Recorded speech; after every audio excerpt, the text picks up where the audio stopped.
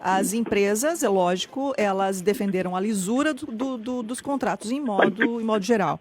A Cobracin, ela foi um pouco mais contundente. Elas se defendem, mas se defendem atacando, né? Exato. A Cobracin, ela foi um pouco mais contundente. Então, abre aspas aqui, ó, a Secretaria...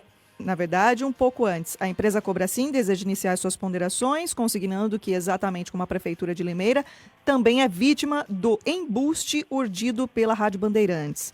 Aí, na sequência, a Secretaria Municipal de Mobilidade Urbana conhece o funcionário Murilo Fávero, pois ele trabalha em contato direto com a pasta faz muitos anos. Certamente, os interlocutores que convivem diariamente com o Fávero devem ter sido os primeiros a perceber que se trata de reportagem, veja só, armada, editada e manipulada de maneira a colocá-lo numa situação constrangedora. Ouvir a íntegra da conversa entre o jornalista e Fávero é importante para entender quão falaciosa foi a edição levada ao ar pela Rádio Bandeirantes e suas retransmissoras. Agostinho. Olha, bom, a reação não surpreende, né? Não é incomum que uma empresa, uma pessoa flagrada da forma que aconteceu com a Cobracin, sem ter nada melhor para dizer, parta para tentar desqualificar a denúncia. Isso não chega a ser surpreendente, não chega a ser inédito. No caso da conversa que eu tive com o Murilo e que a educadora reproduziu várias vezes, eu fiz questão, inclusive, de deixar um trecho bem longo do diálogo que eu tive com o Murilo. Bem longo mesmo. Não é, vocês que são profissionais da área sabem que não é muito comum a gente colocar no ar um trecho de uma conversa que supera os 2 minutos ou até mais do que isso. Nesse caso eu fiz questão de deixar bem mais que isso. O diálogo que foi reproduzido tanto aqui na Bandeirantes quanto na Educadora tem bem mais do que 2 minutos, 3, 4 talvez, juntando os 2 trechos.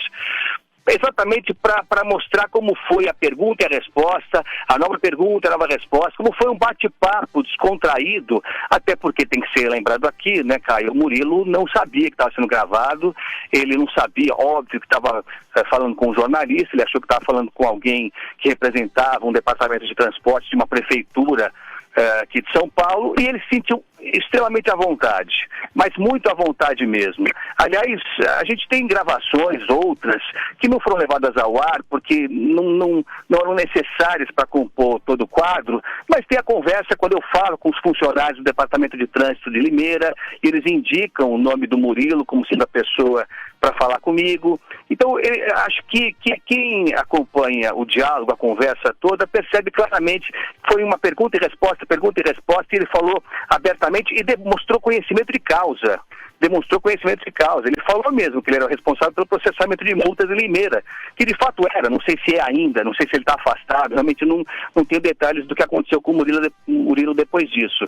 Mas me parece, primeiro, que essa tentativa de desqualificar a denúncia é natural, esperada, né?